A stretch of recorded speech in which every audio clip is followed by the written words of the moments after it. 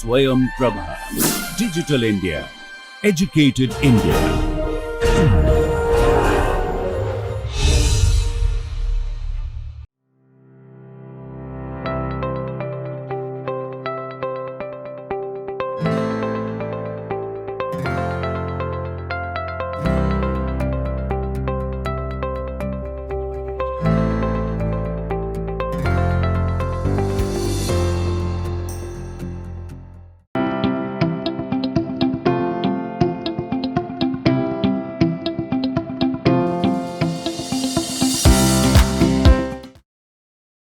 Hello, good morning to all of you, and I'm going to continue our discussion on thermodynamics.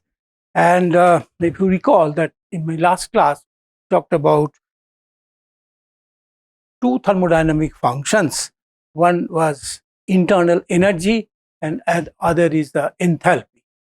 So when we go over to the first law of thermodynamics, let us recall what exactly it is, and from that end we will try to uncover some of the properties of enthalpy today. So let us begin with the first law by recalling that if you have a system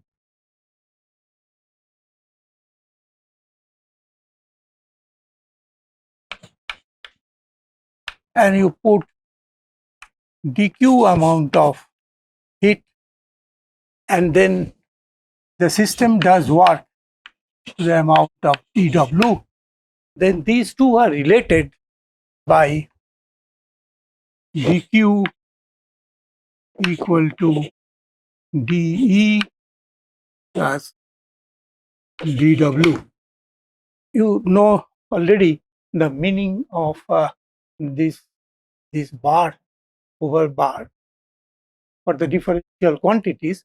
The true differential is this one, but these are only the inexact differential, or not exactly the differential, but some quantities, which means small quantities only.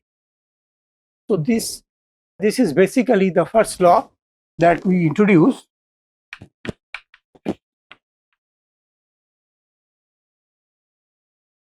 And one of the important things is to note that this internal energy E is the property of the system. So E is an important property. E, the internal energy, a property of the system, and we can realize it if you just deal with a constant volume process. So if you use a constant volume process, that gives me this term 0. So you have dq at constant volume, that is basically the change in delta E that we had already seen.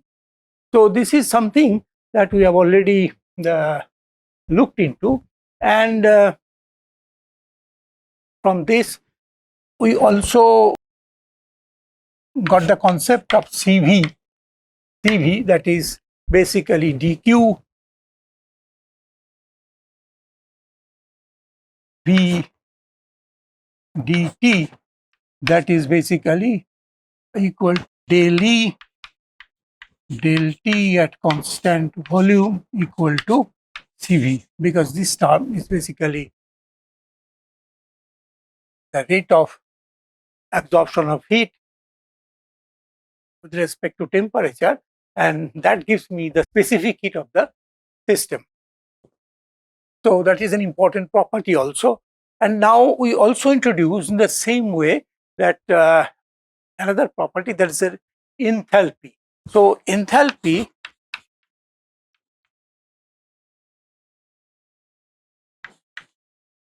another property H, it was defined to be as E plus PV.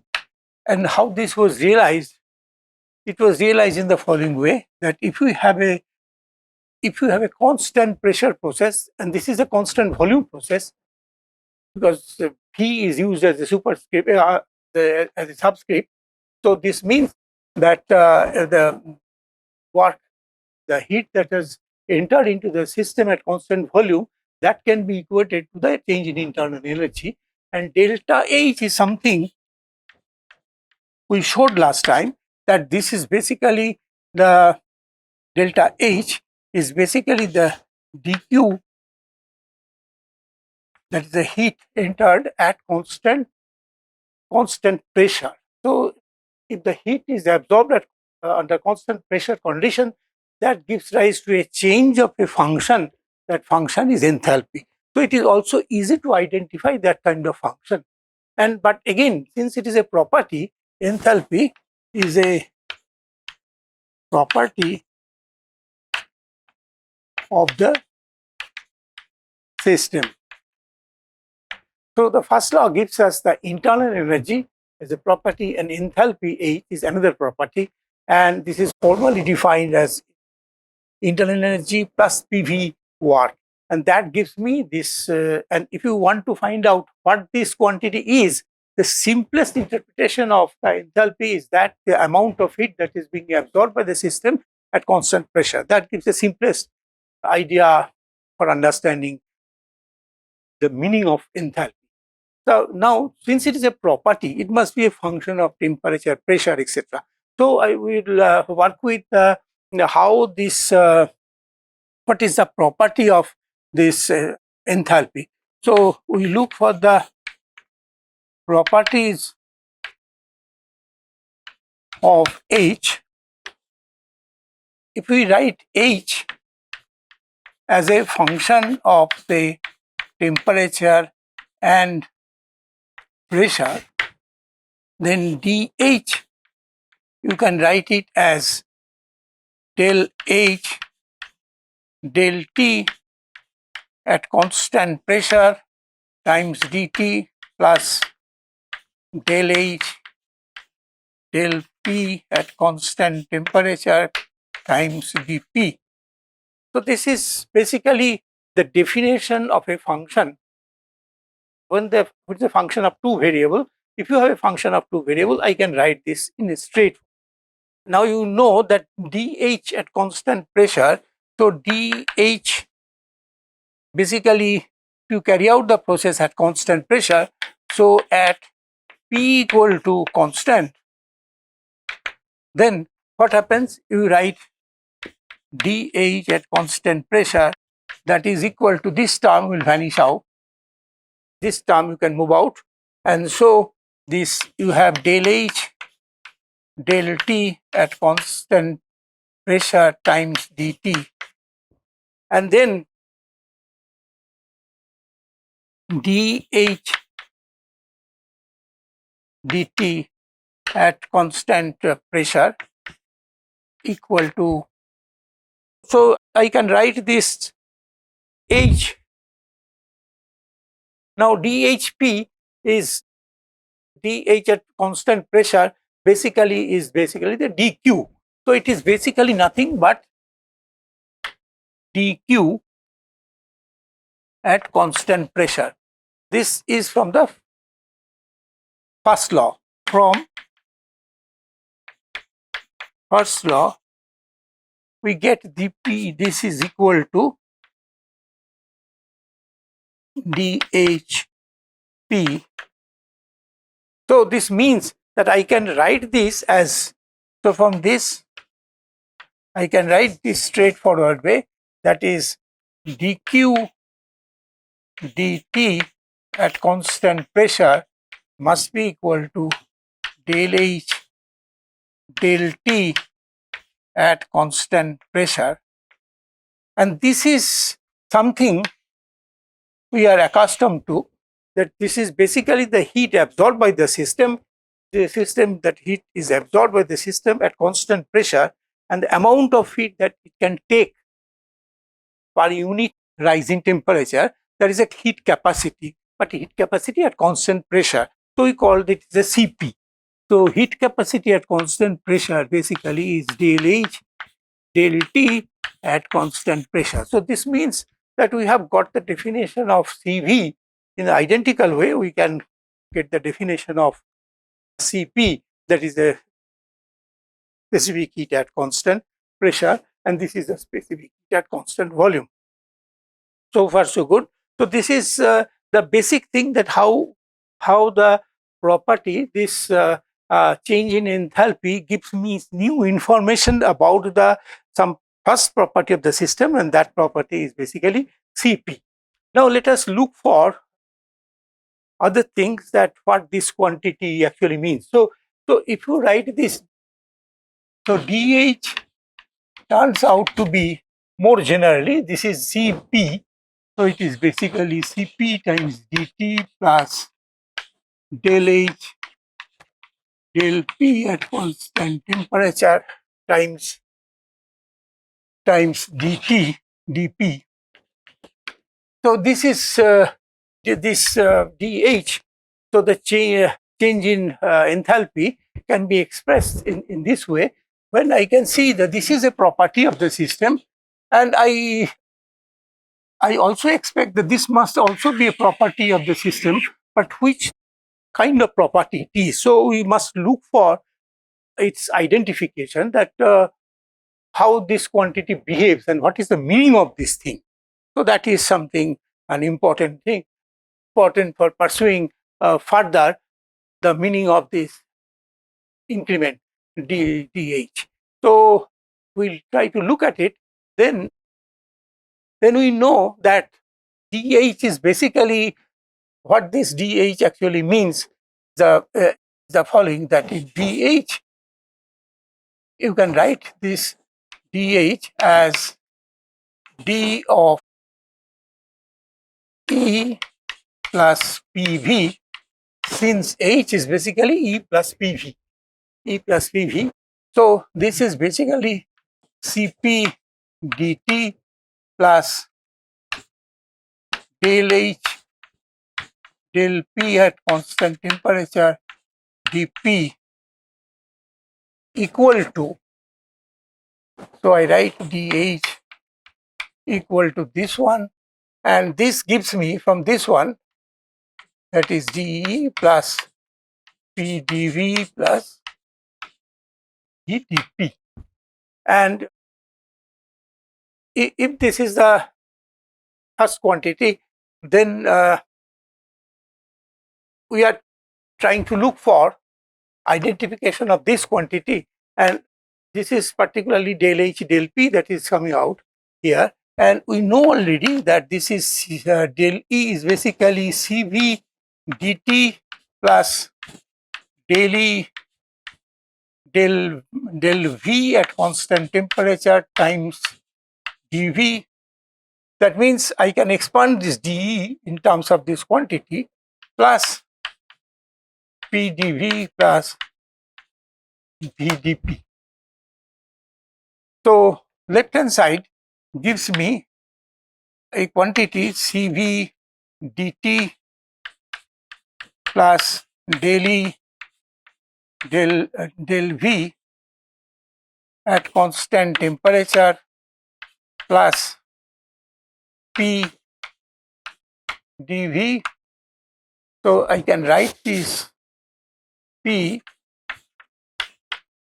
dV plus V dP. This is a slight rearrangement of this equation, that you take del E del V and P within this bracket, keep dV outside.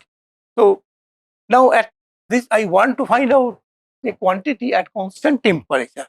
So at constant temperature, at constant T, dt is 0. So I forget about this term. I can forget about this term. Then I have this del H del P at constant temperature times dP equal to del E del V at constant temperature plus P times dV plus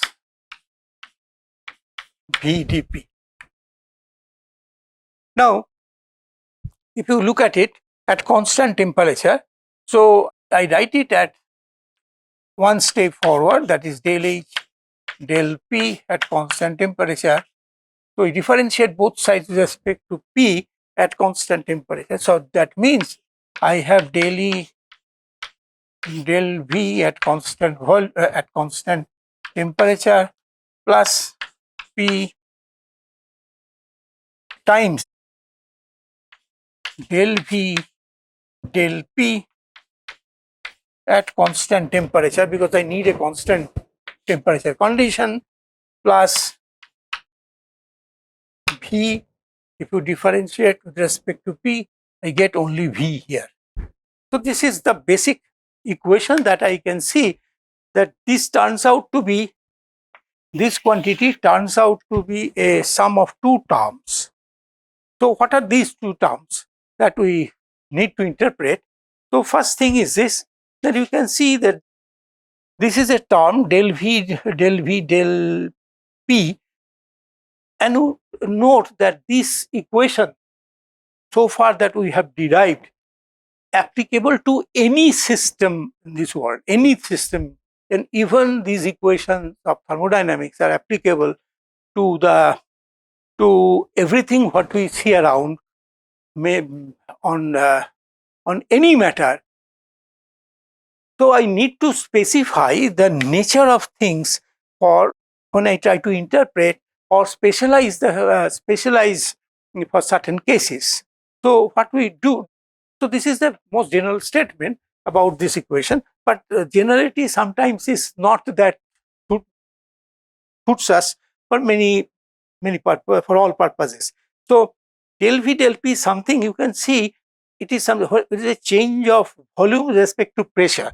So it has something to do with the compressibility of a substance. So if you have a liquid or solid, they are much less compressible compared to a gas. For a solid and liquid,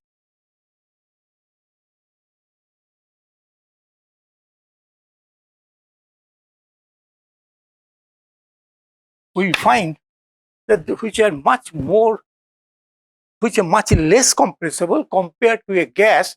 We see that this term is very small, compressibility. This is very small, and so this term itself is small, and that makes the first term, that means the first term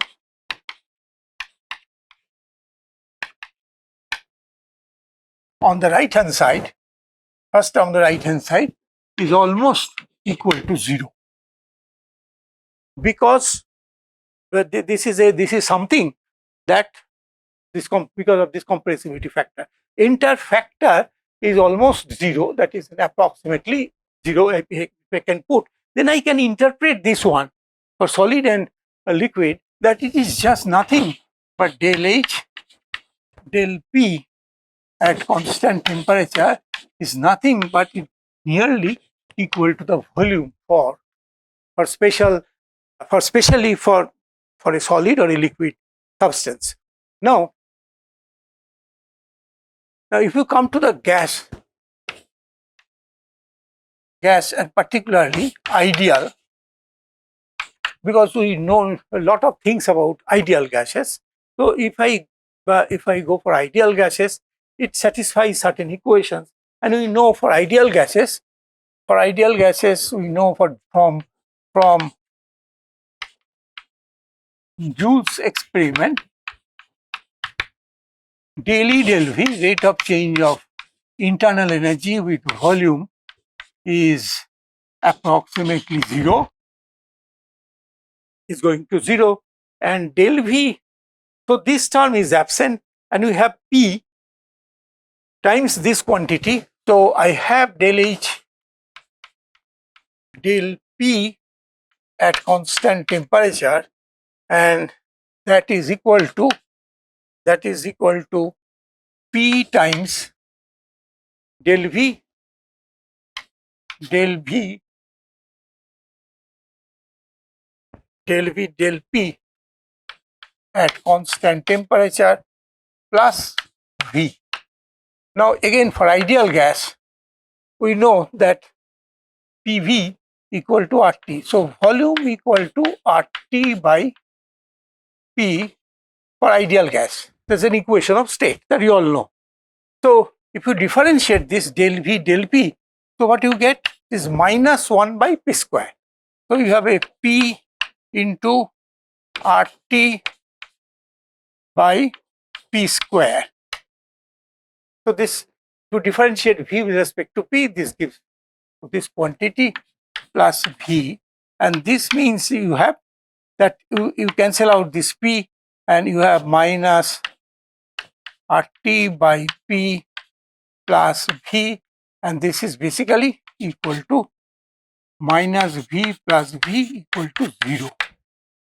Del H del P is 0 for the ideal gas, where it has some value for solid and liquid, but del H del P at constant temperature is equal to 0 for ideal gas. Now you know already that for real gases, this del E del V is not equal to 0, it has some value. So once it has some value, for real gases, this is not equal to 0. For real gas,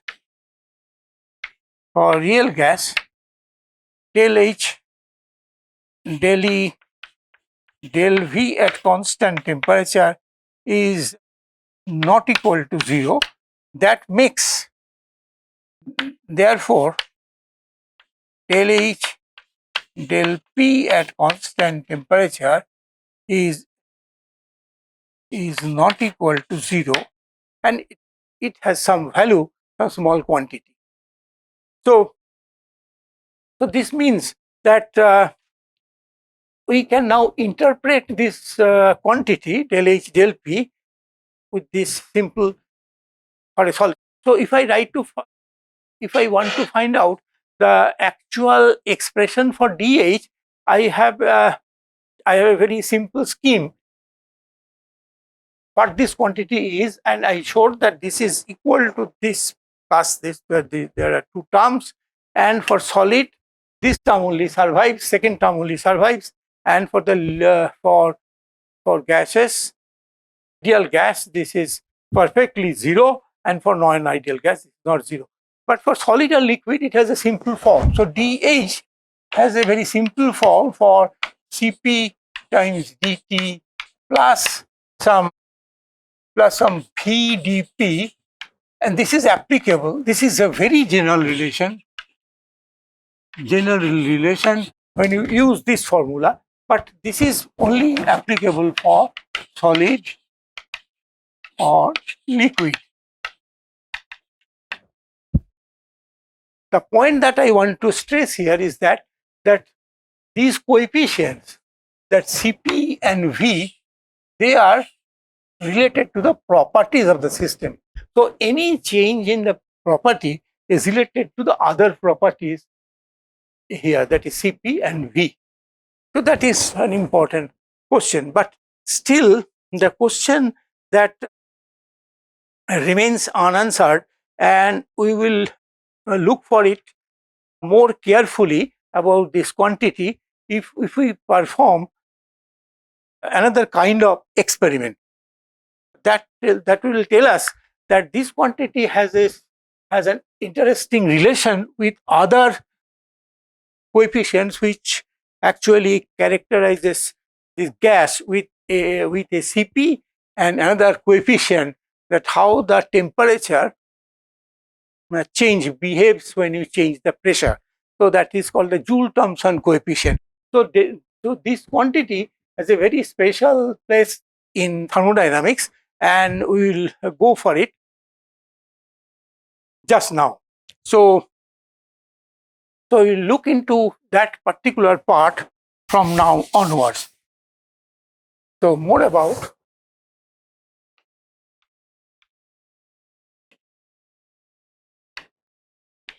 del H del P at constant temperature. So we consider an interesting experiment done by Joule and Thomson. So it was Joule and Thomson.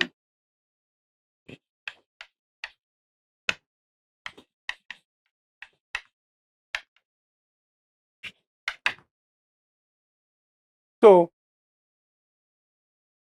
what he did, he took a cylinder, long cylinder, and divided it with into two compartments. Say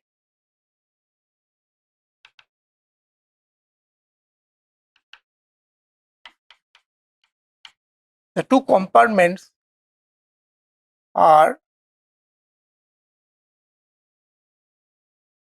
separated by a porous plug.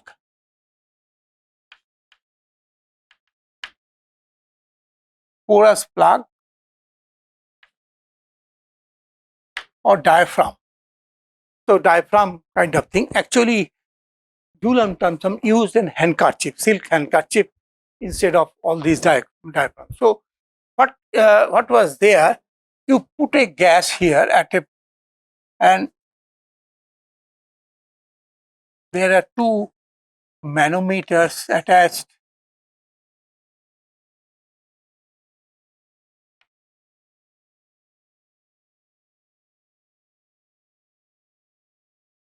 And a thermometer here. These two are basically thermometers. M are basically the two manometers which take care of the pressure of the gas. And we have a gas here, say at a pressure P1, and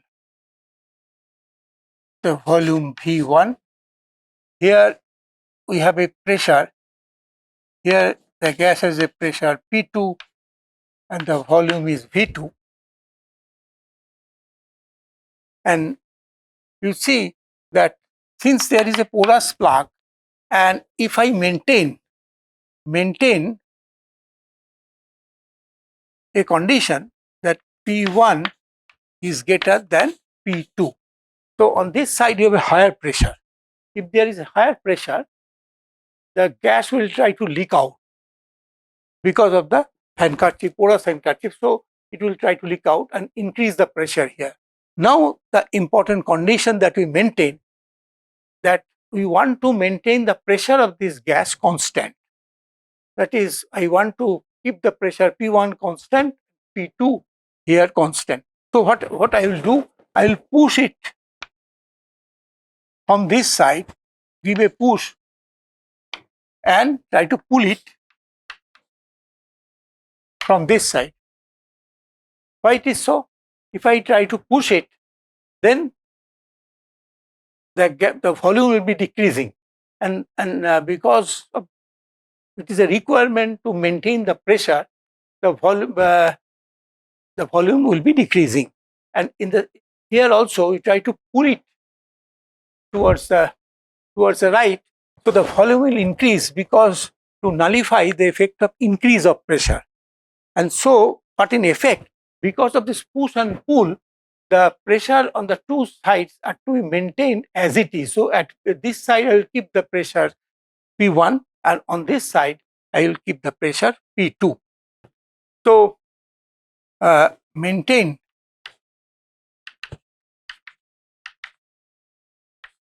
P1, P2 same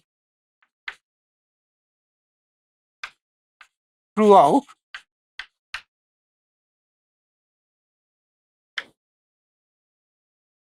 by pushing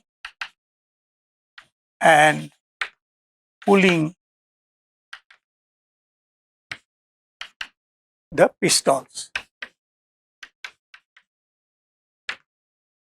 So what you do, you give a push here and have a pull on the right hand side, so to maintain the pressure. So, and the temperature, what is observed is that observation that there is a drop in temperature. So important observation. But before that, I forgot to mention one of the most important thing. The entire thing has to be enclosed by an adiabatic enclosure. Entire system has to be enclosed. This is an adiabatic wall.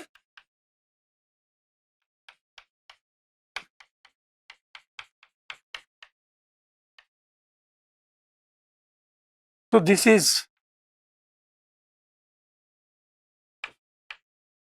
adiabatic wall.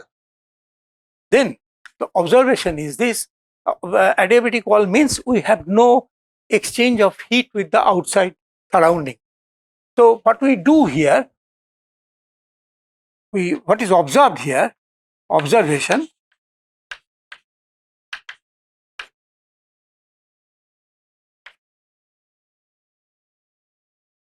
pressure, there's a temperature,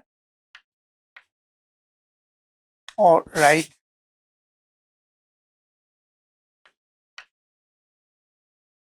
because of the fall of pressure. Fall of pressures means that P1 and P2 are different. Fall of pressure, temperature drops. That is an important observation made by Joule and Thomson for this particular experiment. And so this is an adiabatic irreversible expansion. So experiment is adiabatic irreversible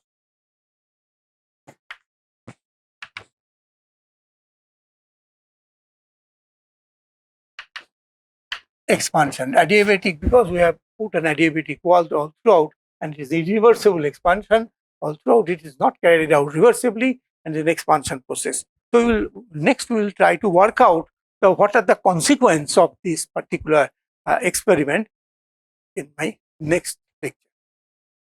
Okay.